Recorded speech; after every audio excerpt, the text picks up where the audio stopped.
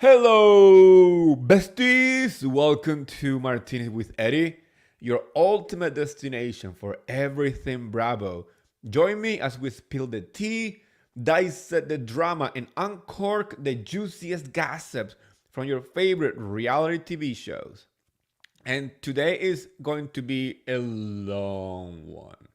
Well, I'm not gonna try to make it long. I'm just saying that we have so much to talk about that I wouldn't be surprised that we are going to have to go over our regular time, that I spend talking to you guys because Jesus Christ, Bravo decided just release everything this week, and we had to talk about, you know, the major news. We had to talk about Salt Lake City. We had to talk about Vanderpump Rules. Still filming. We gotta talk about New Jersey that just started filming like 2 days ago, and uh, some little gossip from Beverly Hills, and something that I watched on the internet because I don't watch Below Deck, so I only saw a clip, and I want to talk about it too. But obviously, we need to start the show with our Orange County recap because this last episode was a fun episode, but it was also a dramatic one as well. So let's start with the true stars of the show, the pets of Orange County. I love that. I love that they started the episode with all the pets from each and one of them. But my favorite has to be Archie. Archie, the star of the show. Archie is the main orange holder, period. I don't care what anyone said. He is the star.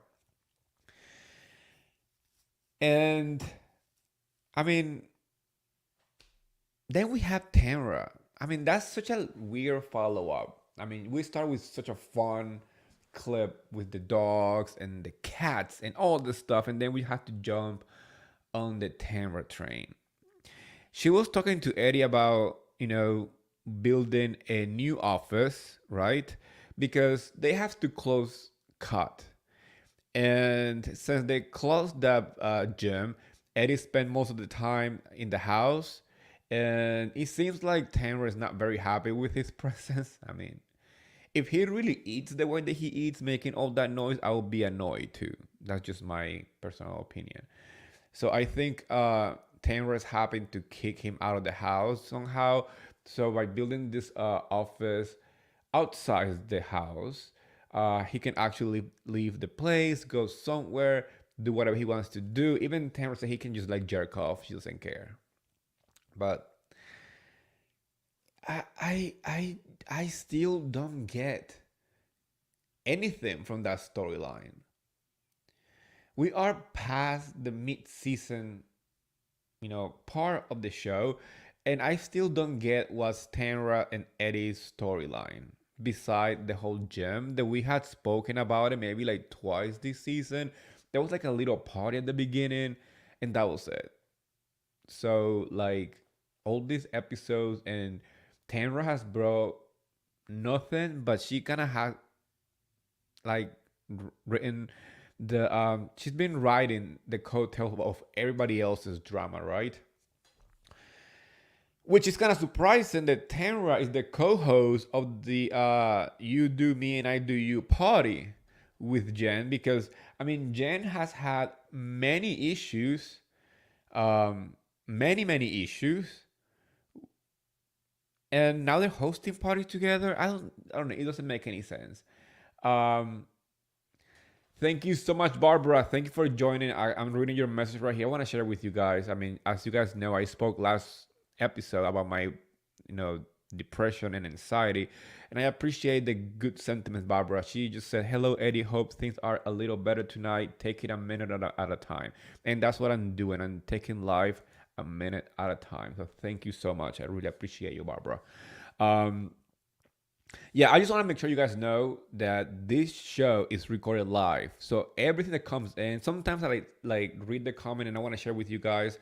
And I don't want to lose the train of thought, but it's important for me to acknowledge the people who actually join live and share their thoughts and their opinions. So thank you, Barbara. as I was saying, Jen and Tamra hosting a party, you just like give me like whiplash. It doesn't make sense. I'm still trying to understand that. And as we know, even though on the show it seems like they're moving forward, there's more to come because obviously they unfollow each other on Instagram and they haven't spoken anything good about each other since the show started. So I'm guessing that reunion is going to be very interesting to see how their friendship has, changed. And I do believe that Tamara is the main issue of the problem. I mean, Shannon, for example, that's another example that I want to bring to everybody's attention.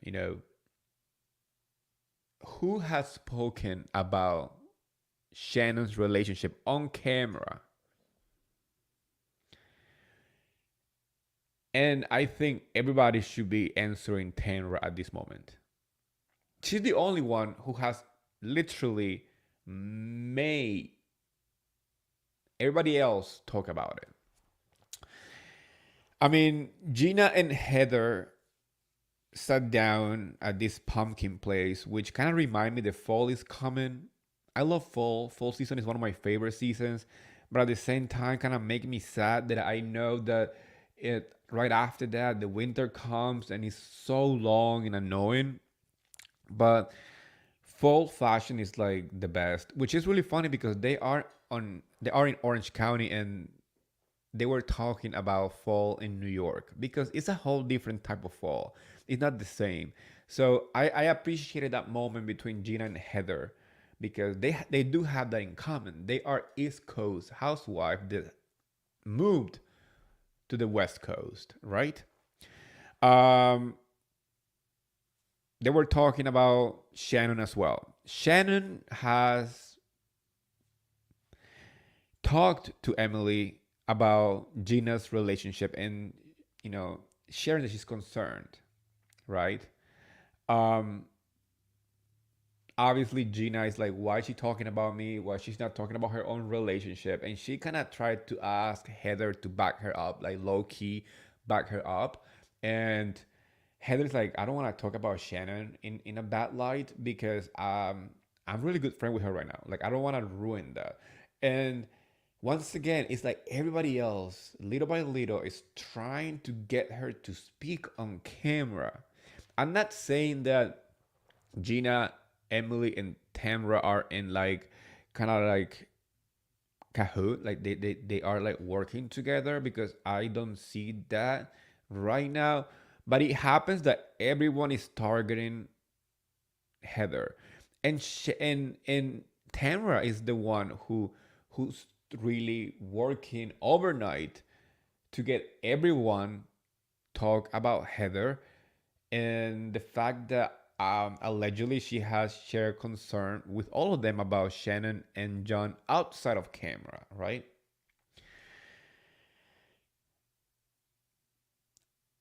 At least we can all agree that Heather is the best friend to Shannon than Tanra.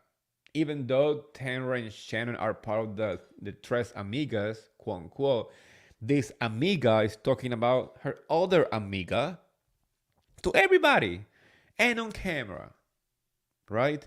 That's the difference. One thing is like having like a little chit chat with friends who know about the issue because as we all see on the show, Shannon has spoken to everyone separately about John in some kind of level. Emily said it, Gina said it, and Heather had said it. But Heather and these girls talked about it privately, right? So when Tamra found out that they were having this type of conversation, she made it her mission to try to get Heather to speak ill on Shannon. And the funny part is, like, as viewers, all I can see is um, Tamra trying to produce and failing miserably. Yes, I do agree that Tamra is making the girls work, but she is not coming on or coming out in the best light to everybody, right? For example, she keeps bringing up Ryan, you know, and she keeps having opinions on Jen and Ryan's relationship. And there was this like little scene with Jen and her friend Taylor from Oklahoma, which by the way, I was so confused as I'm watching the episode because when she was talking about Taylor from Oklahoma, in my head I'm thinking, oh, Taylor Armstrong, and then no, it's her friend that she's talking to right now, you know? I hope they do a better job at getting friends on the show because if we have a Taylor from Oklahoma who's actually a cast member, and then we bring Taylor from Oklahoma who's friend with Jen, but it's not a cast member, it's just some random friend, it's confusing. But this friend said that she spent time with Ryan and she never felt this like connection with like Jen's previous, husband, Will, who still works for Jen's family, and Jen's family want him out, but Jen doesn't want him to lose his job. So that's why they're taking the divorce process like little by little, which by the way, that doesn't make any fucking sense. That is insanity. You know, business are businesses. Like her family shouldn't ask John to leave the business just because he's not married to Jen anymore. If he's doing a great job and he's performing on the job, he should just keep it, Um, that's just my opinion. So the fact that they have to do this like walking on eggshell process to get divorced because she doesn't want him to lose the job. I mean, come on. Like they are not teenagers. They are not like really young people that the parents have a saying on it.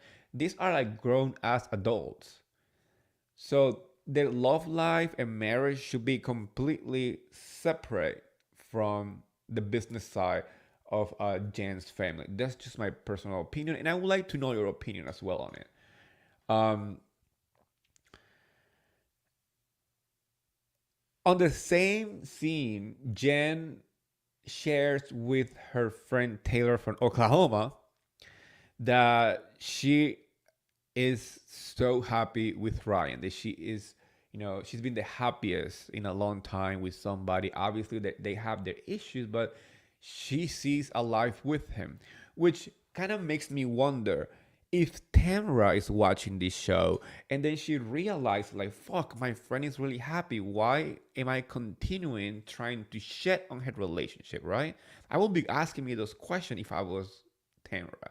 But we know that Tamra is not going to back down. It's probably going to bring this up at the reunion, and it's going to be another Rena case of the Rena, where somebody brings a friend to the show simply to throw them under the bus. Because it's not like they started like friendly and best friends and having a good time and suddenly the friendship changed. No. Literally, from I think episode 2, if I'm not wrong, it could be episode 1. I'm just trying to remember the timeline. But it was literally the first 2 episodes when Tanra started to talk shit on her friend Jen's relationship. And I'm like, wait a minute. She was just introduced as your friend and somebody who you know for a long time. So why are you trashing them when you brought them on the show? So you cannot remember what Tanra is all about. It's like putting on a show, making it all like a scene, making everything a scene, or producing herself to the point that sometimes can be so unauthentic, not really authentic, And maybe that's why Jen, it's becoming a fan favorite because she kind of remind us of what Housewife used to be before, like very open and not so rehearsed. Maybe because it's her first season on this show, I don't think Jen feels rehearsed or produced. She's kind of learned her ways as she was filming. You can tell, The way that she tries to talk to everybody, the way that she's not like creating an alliance from the beginning, that she is still trying to be friends with Tenra, even though Tenra is actively trying to throw her under the fucking train, you know? Uh, so yeah, I I'm still shocked that they agreed to host this like you do me and I do you party. It was hysterical. The whole point of this party was like each person is gonna be dressing as somebody else on the cast, right? So Shannon was Gina, which to me was like the best. You know, even though I like Tamara as Heather, she kind of overdid it with the acting, like Heather Duho. When she was trying to be sexy, like pulling her like shirt up and getting super wasted, like not very Heather. But I mean, the look was kind of good, but there was something so shady and like really low key shady um, from Shannon's impersonation of Gina that I completely loved.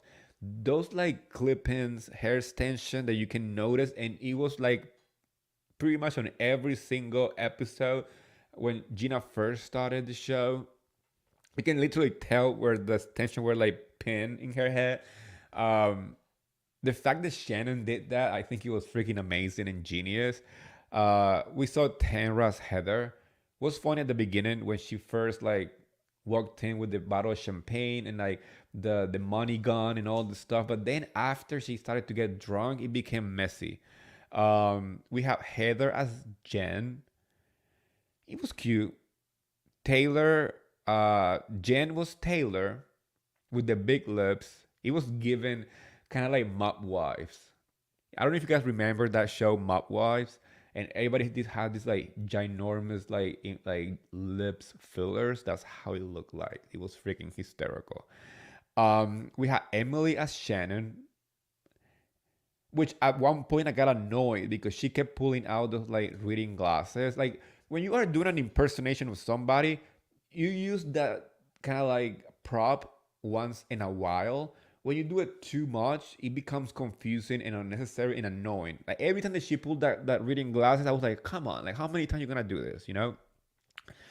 Gina was Emily and Taylor was Tamra. Taylor didn't even put an effort, and I freaking love her for that. She was like, you know what? I'm just gonna wear my yoga pants that I wear every day. When I grabbed some like weights and just walk into the party. She literally didn't even like probably look online for any Tenra iconic moment. It wasn't even a cut t-shirt, from her fitness uh, center. It was literally some random pink yoga pants and like sport bra and just some weights. I think it was funny because she didn't even try or make the effort for it. During the party, they do keg stands. I love keg stands. I used to be the king of keg stands when I was in college. I still can. I still do it, and I still try my best to be the best. But as you get older, gut reflex happened. Um, Getting drunk too fast happened. So I try not to do keg stand as much as I used to do. But there is something about beer games that I maybe because I'm from Jersey and we play those pretty much at every party. It doesn't matter how classy the party is. You are going to find beer pong. You're gonna find flip cup. You're gonna find kegs in the back to do keg stand. It must be a Jersey thing. I'm not sure, but I do love a good beer game. So when I watched them doing the keg stand, I'm like, yeah, I'm here for it. I loved it. I think the funniest one was Shannon trying to chug the beer. And the way that she was trying to explain it on the confessional was freaking hysterical. Where she didn't even know what to say. He was like, when you try to drink the whole beer all at once, I can do that. It just made me want to throw up. Funny as hell.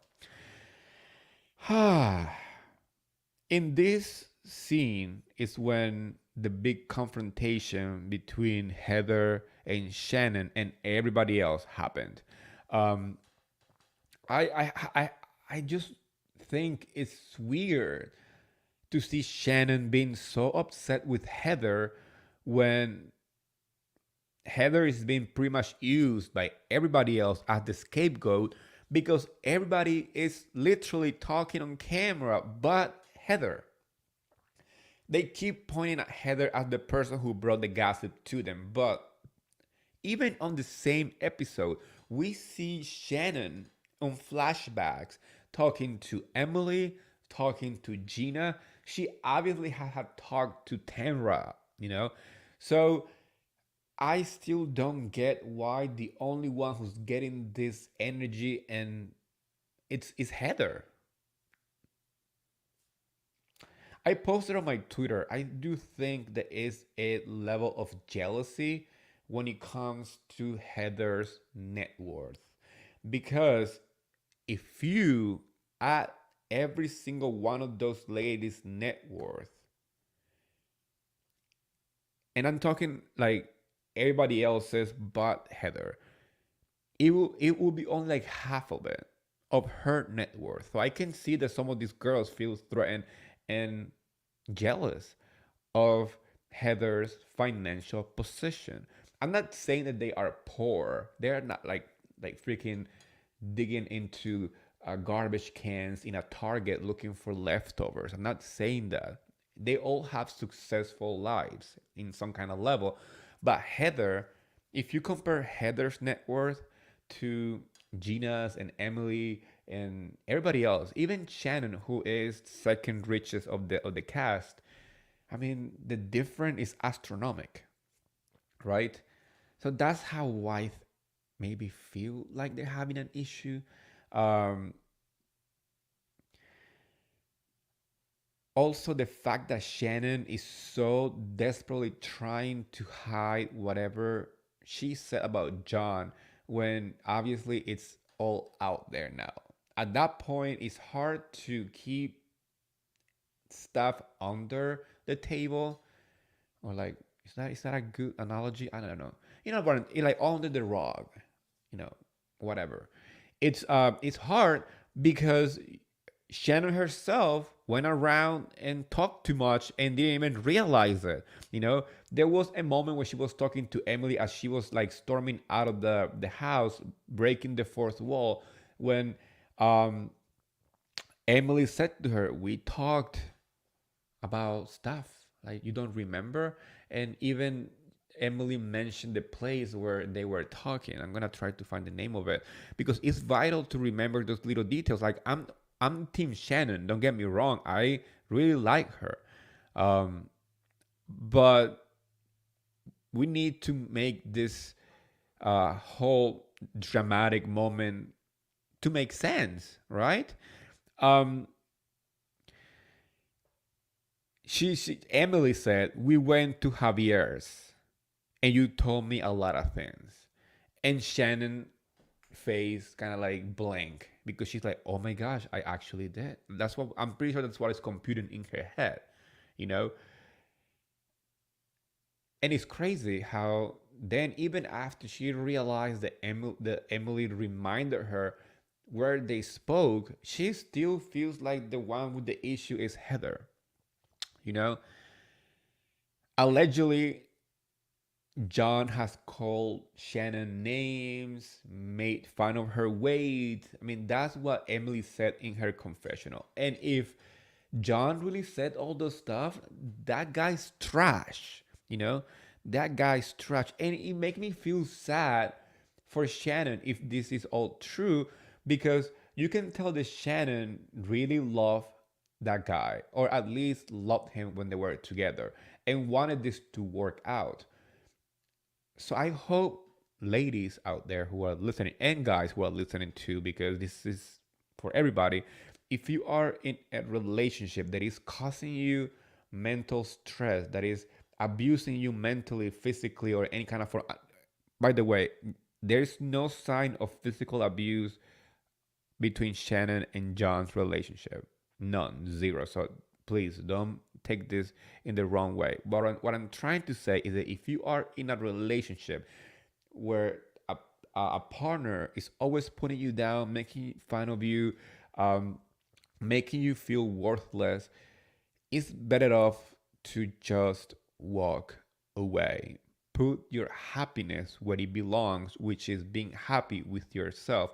I do think Shannon, by the way that she talked in the confessional, by the way that she was talking to the ladies, the way that she walked out of the house and spoke to production, it seems like she was holding on to this relationship no matter what, no matter how bad it was behind the scenes, you know? And that's quite sad. If that's the reality, it's very sad. Um, Heather was on What Will Happen Live that night, and she kind of shared a couple of stuff about the way that she felt ambushed by everybody. Also, she said that um, the polls that they have agree that Heather is a better friend to Shannon than Tamra, which I agree 100%. Because a real friend will not do what Tamra is doing, you know? She will not be trying to get people to talk about her friend's relationship on camera when she has been very vocal about it. And if Tamra had an ounce of real friendship towards Shannon, she should be concerned if the allegations of Shannon not being happy or being sharing negative experience with everybody else, then she, instead of trying to make it a dramatic storyline where she is trying to LVP Heather out of the show. By that I mean wrong her out of the show. She should be focusing on trying to make sure that her friend is okay. Even Vicky said it. Vicky's like, I mean, people needs to learn, like to like let people be and find out on their own terms, like and Vicky's a good example. She's like, fuck this, like, um, she's been in that position where she has to even lie and support a lie like the cancer storyline because she was trying to be happy in this relationship, but she seems to be in a different place when it comes to men, and I appreciate that. So yes, it's true. Let Shannon be, and instead of making it like a explosive um, for TV type of drama, be a friend and be there for her. That would be a better storyline if you ask me, because I would rather see friends, women getting together to support another woman and trying to make sure that she's okay than having pitting women against each other. I think production does a great job on doing that anyways. If you are in a cast and you know that there's something happening behind the scenes and you want to bring it on camera for out of concern, that's a whole different story. But when it becomes a plot point to take somebody down, doesn't seem genuine. It doesn't seem genuine at all. Also, during the Watch What Happened Live, Terry Dubrow joined on the after show actually on Twitter, and he shared his experience with what it seems to be a stroke. I mean, it wasn't a stroke, but it has all the symptoms. Obviously, the heart issue and everything. He shared that he had that like kind of defect since he was a baby. So the only reason why he's alive right now is because Heather Dubrow pushed him to go to the hospital and get checked because he said like, no, I'm fine, I'm not gonna go, and he was being persistent and trying to go home, and she said like, no, you are going home. That happened when they were out and about in LA. He was supposed to fly to New York with Heather, and if he didn't go to the hospital, that flight would have been even a bigger issue for him because it will definitely, you know what I'm saying, kill him. But you know, thanks to Heather to be a good wife and very proactive. She called 911 and he, after pushing back, he decided to go to the hospital and he was, taken care of and he's fine now. So that's part of the whole thing. So now let's move to Bravo news, because there's a lot of Bravo news that I want to talk about. I made a list. I watched clips to understand. I want to start, first of all, I want to start with Jeff Lewis being on Watch What Happened Live, calling Kyle Richards a lesbian on Ozempic. And I mean, listen, don't come for me. I know it's a joke, trying to be like cheeky and stuff like that. But it was not funny, at least to me, because like I said before, it's not a good look to try to make a joke about people's sexuality, because it's not just about Kyle Richards. This is not just about Kyle Richards. This is a network. This is a platform that is allowing somebody to poke jokes and making it seem that it's okay to go around and make jokes. I don't care if they're best friends. Obviously, it did bother Kyle Richards because in a video, uh, a paparazzi video by TMZ followed Jeff Lewis while he was in New York, and he got asked if he spoke to Kyle Richards after the comment that he made on Watch What Happened Live. And he said that he sent a text message and Kyle pretty much left him on red. And then on her Amazon live, you know, she does those Amazon live where she kind of share her opinion on products and stuff like that. Somebody asked her about the Jeff Lewis comment, and she said that she's not interested at the moment to talk to him because she's tired of people, you know, poking fun of that, like being on her face all the time with the same comments. And you know, if and you see right there, I mean, I'm pretty sure she understands that it was just a joke, but it didn't sit right. So I mean, I'm not a Kyle Richard fan, and I'm tired of like having to defend her. But this is not it. People needs to understand that sexual jokes, like sexuality jokes, are not funny because people out there who are watching the show might feel triggered by this.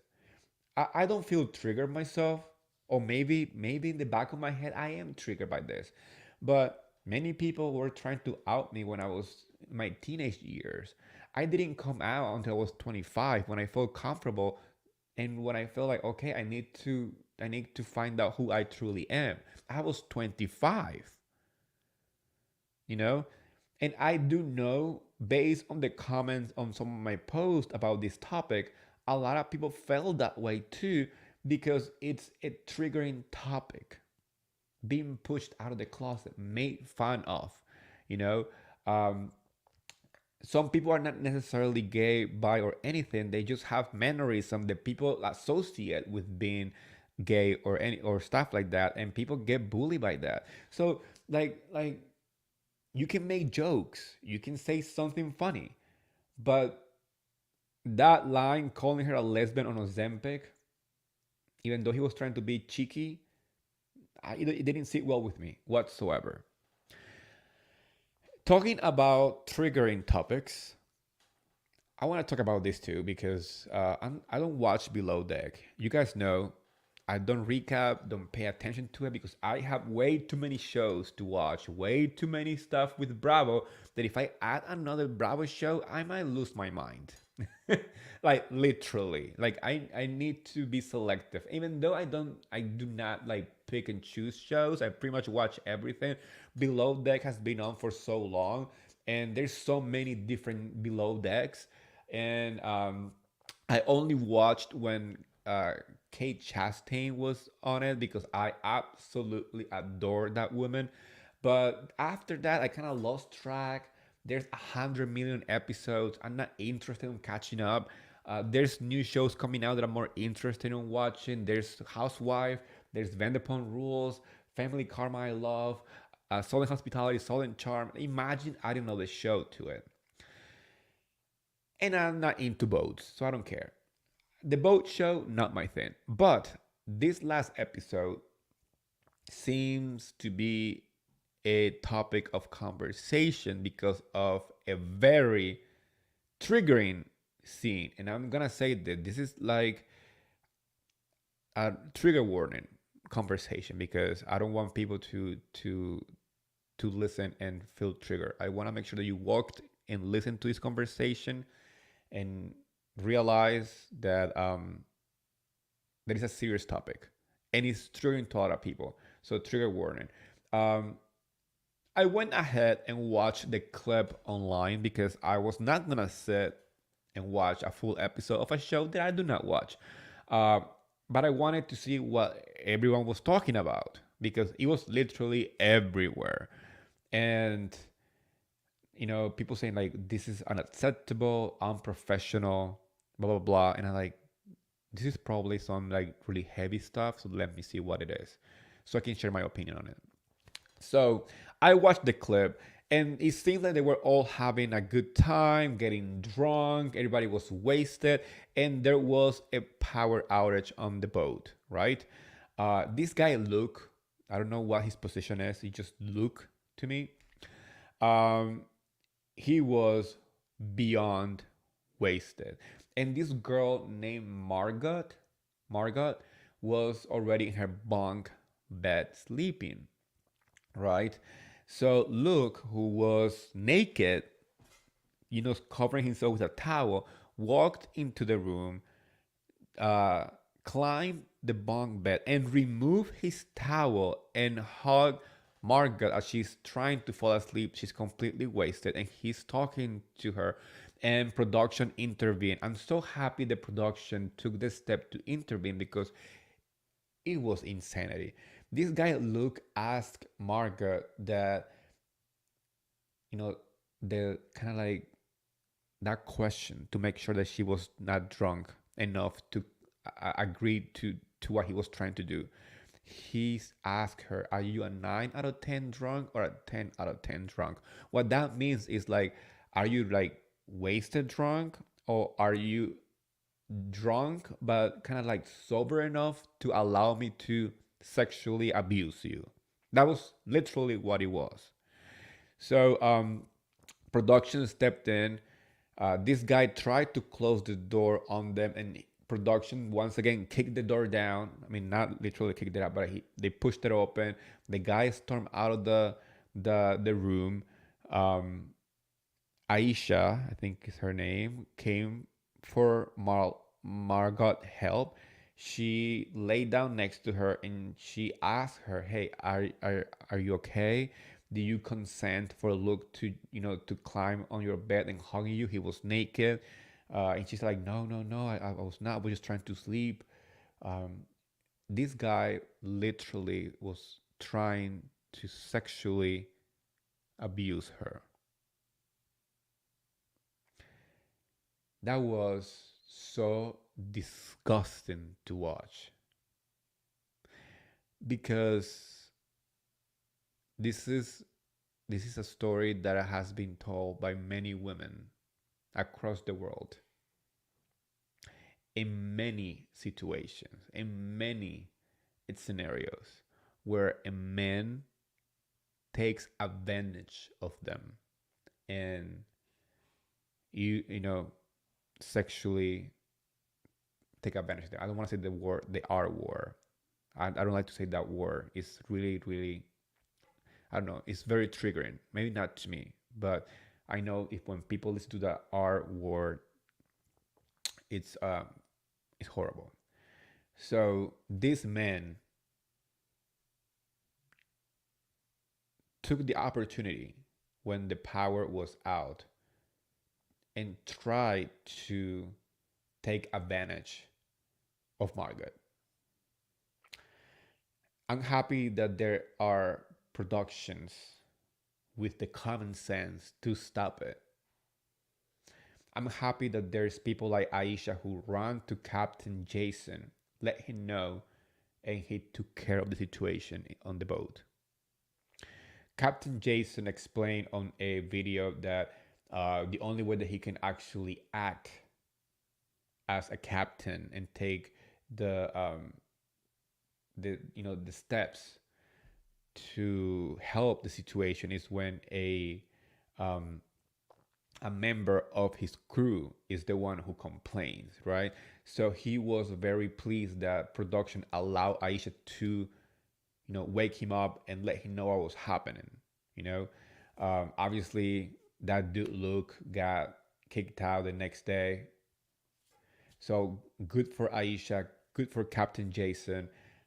Once again, I don't watch the show. I don't know backstories pretty much of any of these people, but watching this scene, my jaw was on the floor because I'm sure that many people out there got triggered by this.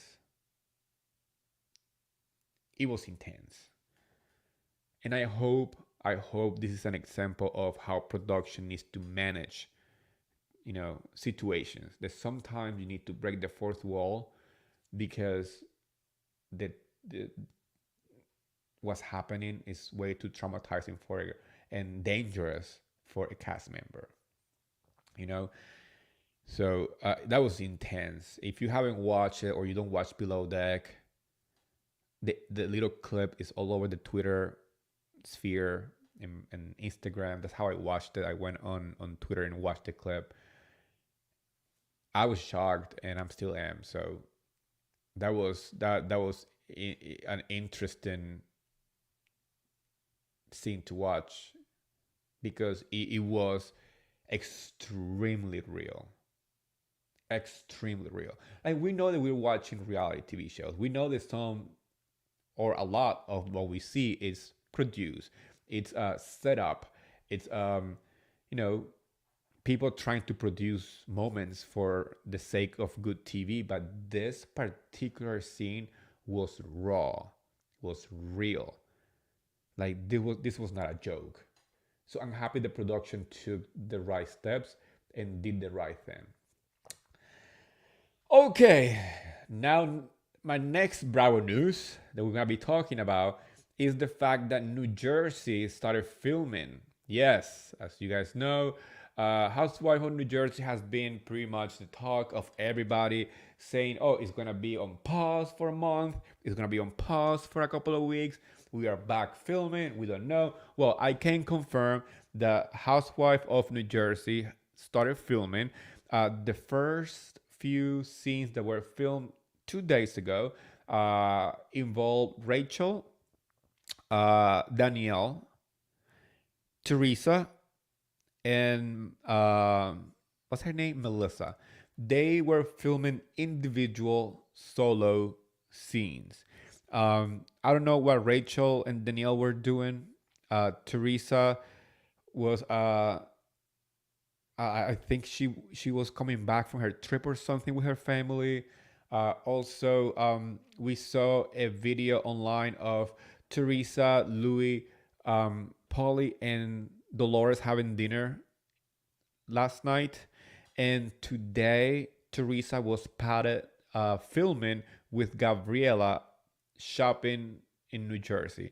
I don't know what they were shopping for. Many people are guessing that Teresa was shopping for Gabriela's college, because she's going to college in a couple of weeks, right? So I posted on my Twitter that Teresa was spotted filming with Gabriela, and somebody actually made that comment. One of my followers said, like, isn't it Gabriela going to college very soon? Maybe they're shopping for college stuff. And honestly, it makes sense. But I'm also happy that Gabriela is getting some camera time. I mean, it was time. Gia and Melania has always been more like the outspoken sisters, the one that always have been on the camera, and I love them. But it's good to see Gabriela kind of breaking, out of her shelf and being part of the show. I mean, honestly, you guys, I know a lot of people say, like, I don't want to hear the kids talking about anything. But guess what? No matter what, these girls have witnessed firsthand what her mom has gone through, the experience of, like, their wedding and their life. So yeah, I do think that in some level these girls deserve to be on the show. And for those people who keep complaining, like, come on, this is what we watch in Housewife. I remember when New Jersey first started, like, many of the kids have confessionals and appear at the reunion. I'm not talking about all the kids, but I'm talking specifically the Menzos. So I still don't get the oh my gosh, why is Gia having a confessional? I'm like, yeah, I mean, she's been on the show longer than Melissa. So trust me, if somebody deserves a confessional, it's Gia. She deserves a confessional even more than Joe Judice. I mean, Joe what's his name? Gorga. That's the truth. I mean, if you put that in a balance, who's been the longest on the show between those people? Gia is the winner. Is the truth. But yeah, like I was saying, New Jersey started filming. New Jersey is rolling, and as I'm getting tea or like little gossip on the internet or anything, I will be keeping you updated for like the upcoming month. We know that usually New Jersey film for 3 months. So if they started filming the second week of August, expect the filming of the show to go all the way through November. I would love the show to at least pause a little bit in between and film the holidays, because there's nothing more beautiful than Christmas and holidays in New Jersey, especially Bergen County. So I would love to see like Jennifer Aiden's Christmas decoration on the show. I would love to see Teresa's decoration. Um, that's it. Or Dolores, or Halloween costumes and Halloween decoration. We might get to the Halloween and maybe Thanksgiving if we count 3 months from today, right? I really want Christmas. I wish Christmas was like maybe the finale. Let's hope for that. Another one that kind of finally was released was the trailer and the cast photos and kind of the story breakdown of Salt Lake City. I am excited for the Snowflakes to be back. I think we need a new franchise on the air, because we are like pretty much done with all the Housewives show that are airing right now, except New York. But Atlanta is already filmed the reunion. Orange County is the next one to film the reunion, and I'm pretty sure it's pretty soon. Um, so I'm happy that we're finally getting our Snowflakes back. Based on the trailer, there's a lot of drama. There is a new housewife, right? Her name is Monica Garcia. She is Colombian, so we got a Latina on the show. Basically, let me read a little bit of about. Let me tell you a little bit about Monica. I'm gonna read it right here. Monica Garcia is introduced to the group through her friend Angie. How iconic that Angie was a friend of last season. She became a full-time housewife this season and is introducing a full-time housewife. How crazy that is. Um, she seems to have more connection with the cast. Beside that, I mean, there's no specific on it. She is an ex-Mormon. Shocker. Uh, she has 4 kids. She is a single mom, and she's running a baby product business. She's dealing with a divorce from her husband for the second time. This is the second time that she's trying to divorce this guy. So this is quite messy. She's given messy housewife in the good way. It seems to be that she's very blunt, opinionated, and never afraid to speak her mind. And maybe that's gonna put her in hot water with the other women. I do know that she was having a big fight with Lisa Barlow at an event. Somebody shared that clip many months ago. So, and Lisa Barlow posted the group photo and cropped her out on her Instagram story. You know that when a housewife do shit like that, is because they are having issues. So Lisa Barlow posting the group photo and cropping Monica out, you know that they are not in good terms. and we are ready for the mess. All talking about Lisa Barlow, her storylines this season, my fave, my queen of Salt Lake City, uh, it's going to be making amends with Meredith. We're gonna see a change finally because I love Lisa and Meredith as friends. I do like them together. They are true friends. They've been friends for a long time. So I'm hoping that this attend to fix the relationship works. She also is gonna be dealing with religion conversation because her son Jack is gonna leave for a mission, right? So he can find his place in the Mormon church. For those who don't understand this, it's like Mormon kids go on missions, like they go far from home for like 2 years, right? And they go and they start to spread the word of, I don't know, Mormon. I forgot. Is it John? What's, I don't know. I don't. I forgot. John. John, the guy who founded the Mormon Church. So they go and they start talking to people. I remember seeing Mormons in my area in Jersey, and it was funny because I would talk to them, and I don't know, they were so nice. And at the same time, I'm like, dude, don't talk to me about religion because I'm very gay. But I just seeing these kids with like a little table in a corner. And then you ask them like, what are you doing here? And they're like, no, we have a little place, it's like 6 of us or whatever. Seems quite I don't know, sad, being away from their families, doing it for a church. I don't know, I will never do something like that. I don't think I will ever be like, yeah, let me go on an adventure just because my church is asking me to spread the word of John. Not my thing. um And obviously, like I mentioned before, Lisa's going to have issues with Monica. I love when they have issues like that from the beginning. It's so iconic. I am excited to see Mary Cosby back. Mary Cosby was gone, as we all know, for a whole year because she decided not to go to the reunion. She was not happy with the show, and I still believe that Mary Cosby is not happy with the show. For my understanding, she was on.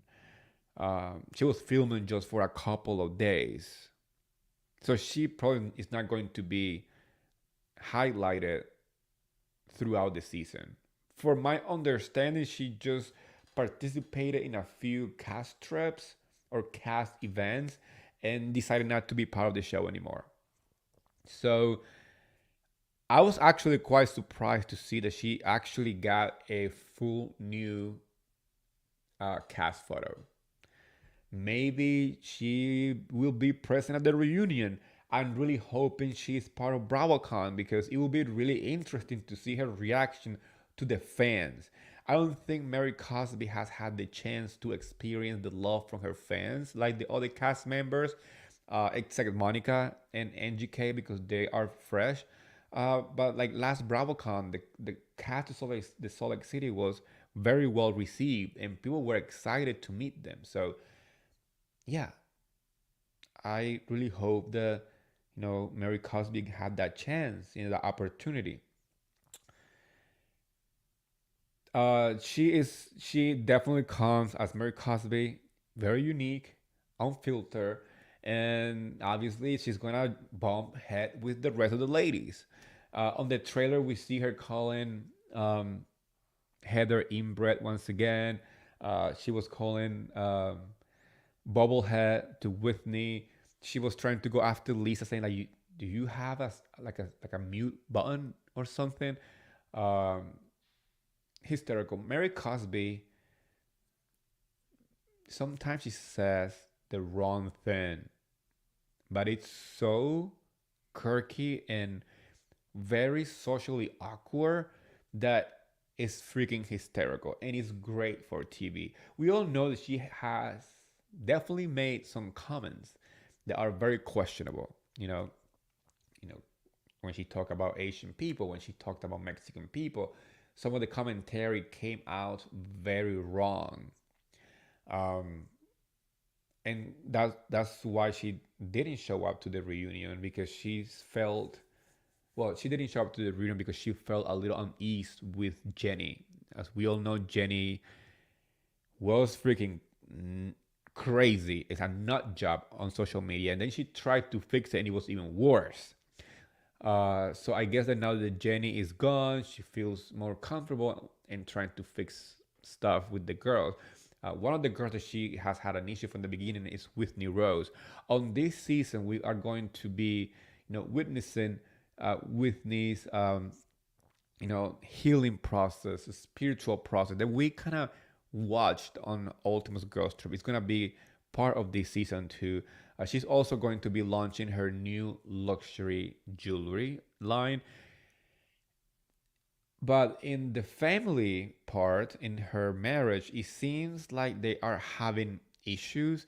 On the trailer, we see a conversation between her and Justin, where she is crying because she sees the wedding band like in the drawer and not on his finger. There has to be a lot going on behind the doors, and I hope they make it because Whitney and Justin always made a really good couple, right? Um, Obviously, Whitney and Heather's storyline continue where they're trying to fix their friendship. I highly doubt that we're gonna see a full-on bad weather comeback, but it's the beginning of them fixing their friendship. And surprisingly, Whitney and Meredith are gonna have issues as well. Um, but it seems like the issue comes from Whitney talking about Meredith. So I cannot wait for that. And talking about Meredith, this season is going to be all about her happy marriage. They are in a happy place. Seth and Meredith are in a great place. They're thriving. They're going to start a podcast. Um, so in her family, department, everything looks fine. Also, her businesses are thriving with her jewelry line and all the charity work that she does. Involved with the LGBTQIA community as well because of Brooks and stuff like that.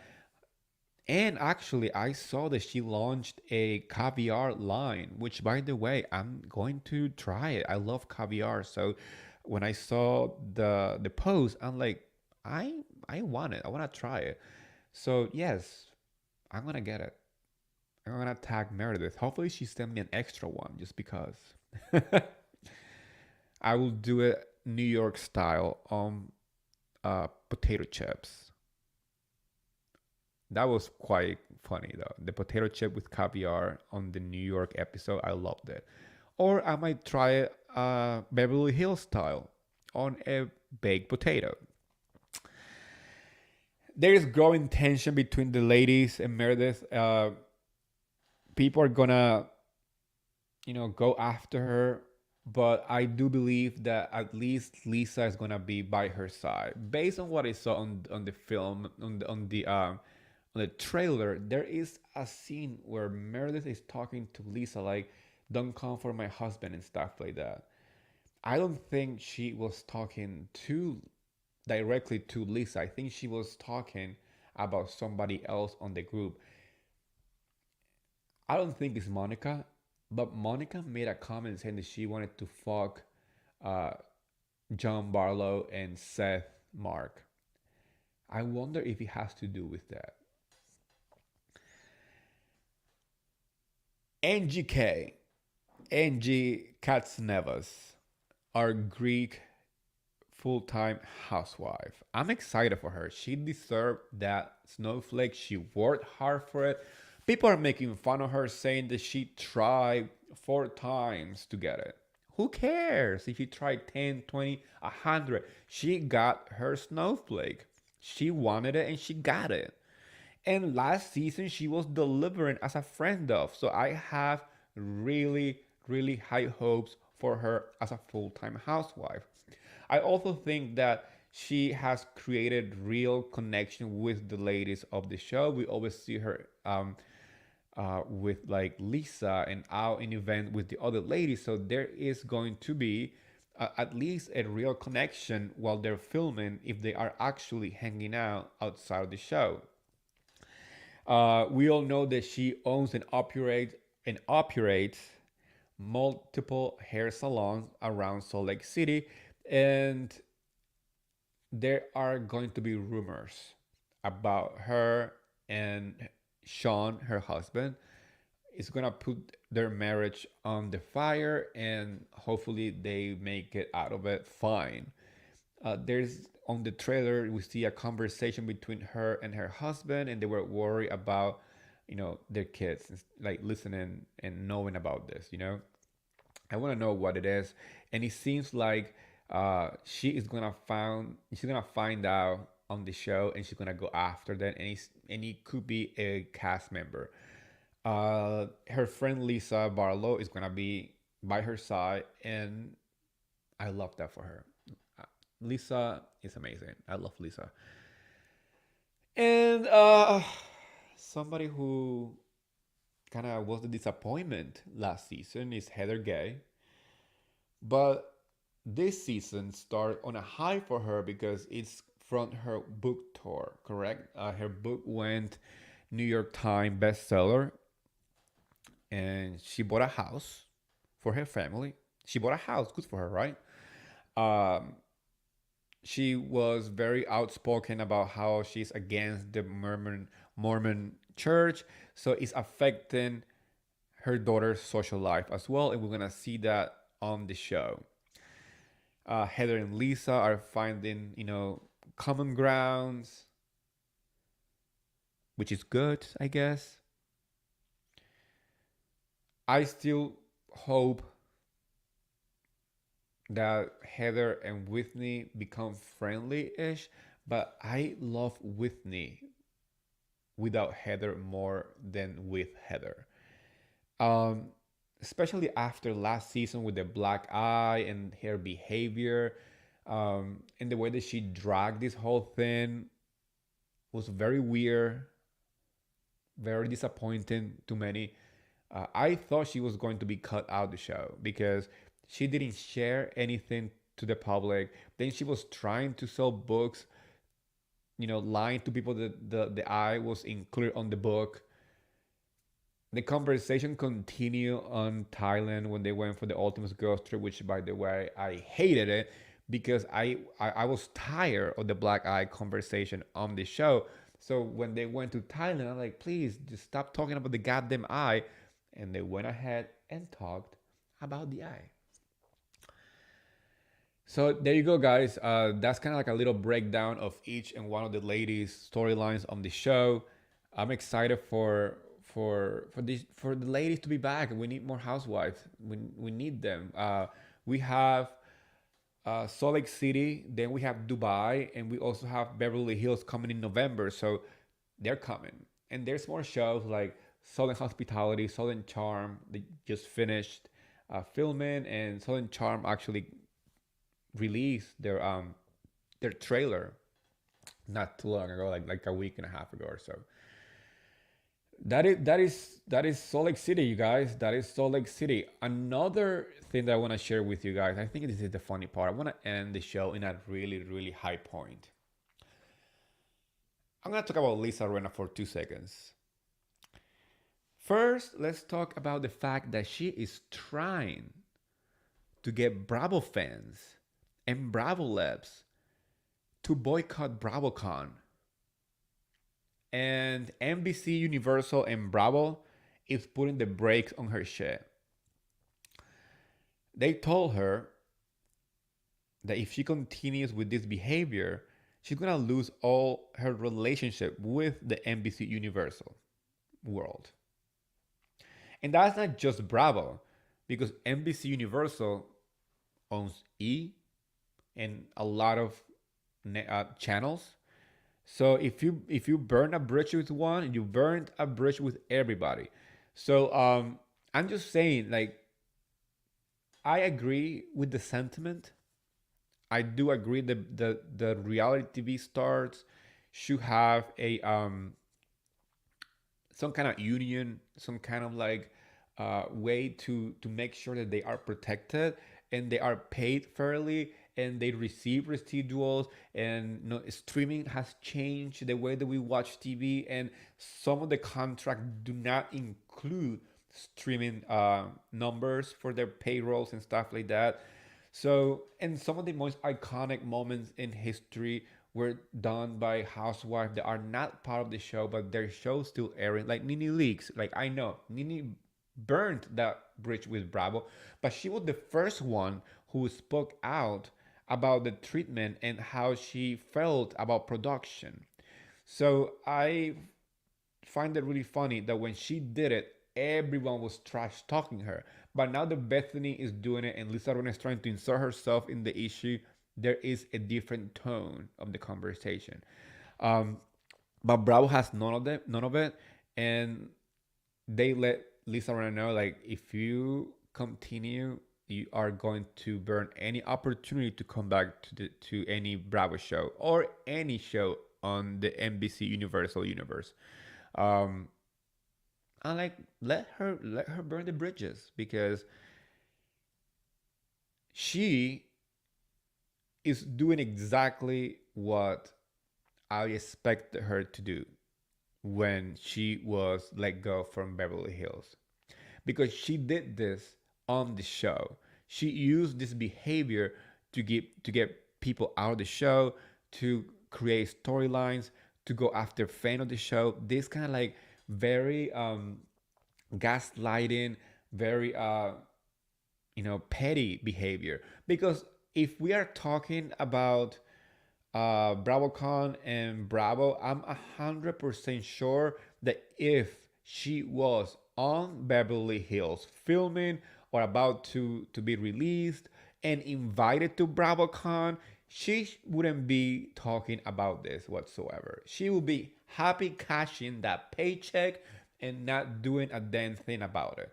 So I do believe that there has to be some changes in the way the reality TV stars um, are taken care of, and the way that their contracts are drafted. But do I believe that Lisa Rinna is doing it out of true concern, or doing it just because she is upset that she's not part of a Bravo show and is not invited to BravoCon? Let me know your thoughts, because I want to know what you think. To be honest, I want to know. And to end the episode, I run into this headline from the US Weekly article. They had Sutton and they had a little interview with her, but the headline alone sent me to outer space. The headline reads like this: Sutton's track says Real Housewives of Beverly Hills cast kind of forgot, quote unquote, Lisa Rinna wasn't filming with them. Oh my gosh, you guys, the way that I laughed and screamed when I read that headline, because it's so messy. The headline is so messy. I mean, and that's the type of southern shade that I love about Sutton. Because she could have easily said, like, yeah, fuck it. But she said, no, yeah, we kind of forgot that she wasn't filming. Like, we are fine. I mean, the closer we get to the premiere of Beverly Hills, the more we are getting like more interview from the housewives, a little more of like a little story what we're gonna see. We still don't know exactly much about it. But what we know, it seems like the drama is good enough for the show, especially after such a heavy past 2 seasons. So the girls are girling, they are having a good time, and they forgot that Lisa Rinna was not filming. So that headline sent me to outer space. I saw an interview with Erica Jane, and she said that Sutton's track is the one that is like stirring the pot the most, and I love that for her.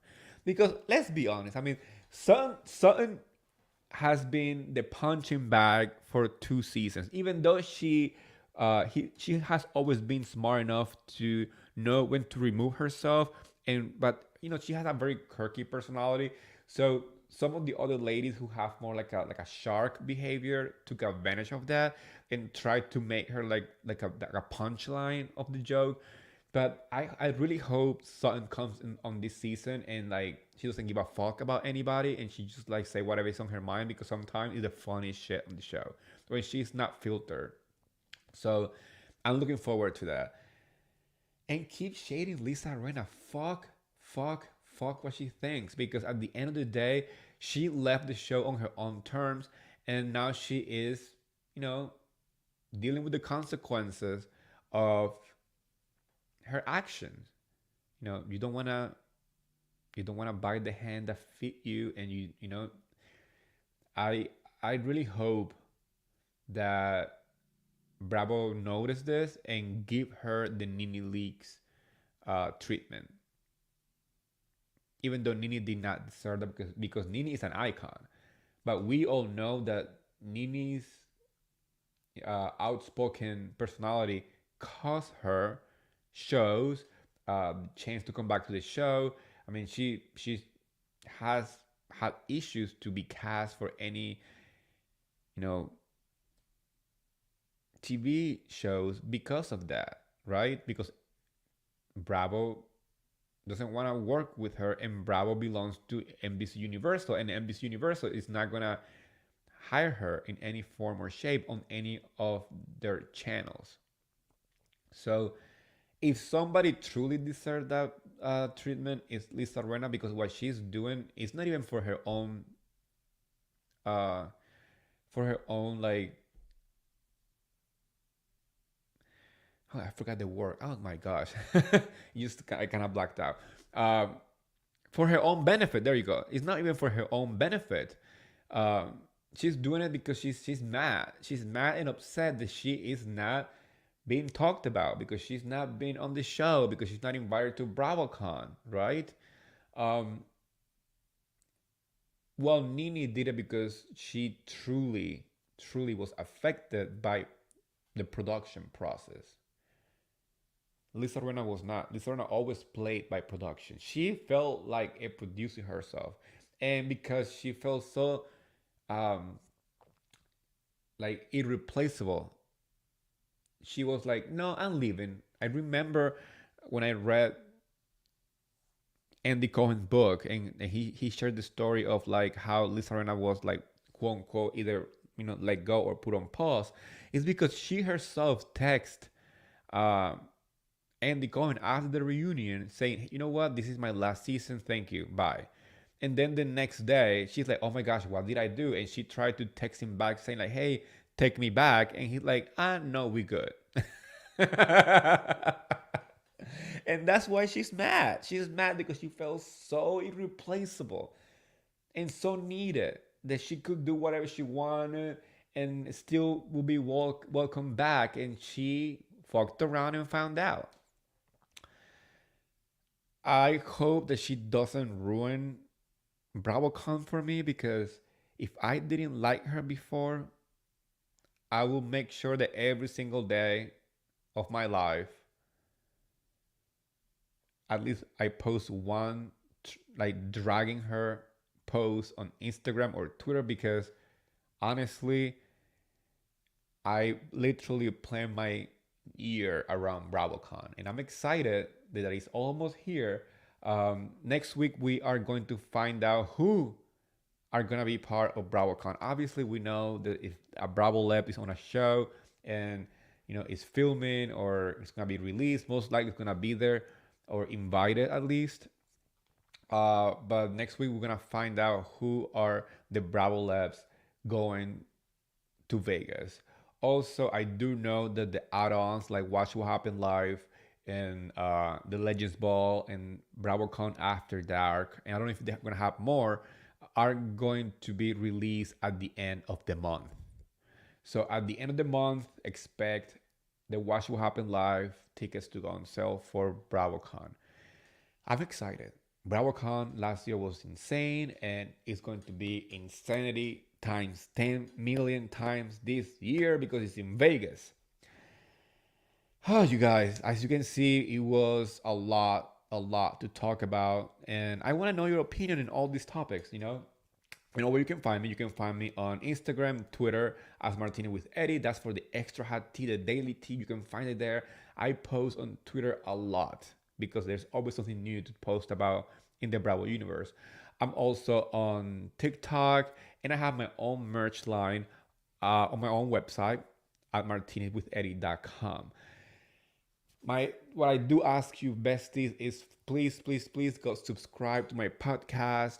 You know, I do this because I love doing it, and the best way for you to support this little, podcast is by simply subscribing and leaving a rate and your opinion on the podcast so other people know. And like I always say, the best way is to survive in this sea of content creators is by the love and a rate. It will, bring us to kind of like a little spotlight, and that's all because you and your love. Also, don't forget to subscribe to my YouTube channel.